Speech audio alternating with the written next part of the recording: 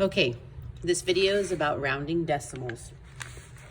I have my first number here, 32 and 87 hundredths.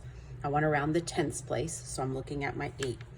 So find my place, look next door, 5 or greater, which it is, I need to add one more here. That turns my 8 into a 9.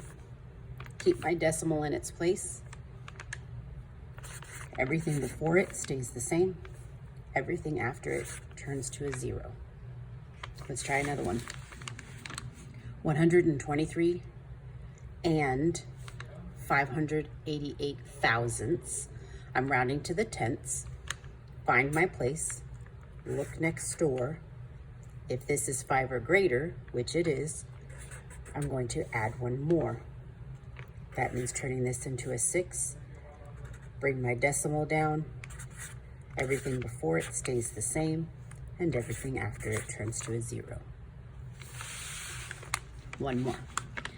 19 and 2 hundredths. I want to round tenths, so that's my 0. So I find my place. I look next door. If it's 5 or greater, I add one more. It's not, so that means the 0 will stay the same. My decimal. The numbers before it stay the same. The number after it turns to a 0. Now I want to round by my hundredths place. So in 32 and 872 thousandths, I'm going to find my place, which I'm looking at the hundredths place, so that's the 7. Find my place, look next door, 5 or greater, which it's not, so I won't add one more. I leave it the same. Everything before it is the same. Just bring those numbers down. Everything after turns to a 0. You could always leave these zeros off as well. I'm okay with that. Let's try another one. 123 and 580 thousandths. I'm rounding by the hundredths, so I find my place. I look next door. If this is 5 or greater, I add one more.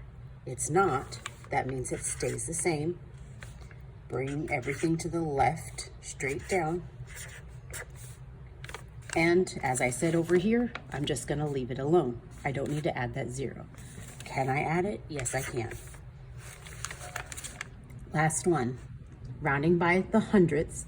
So I'm looking for my place. This is the hundredths place. Find my place, look next door.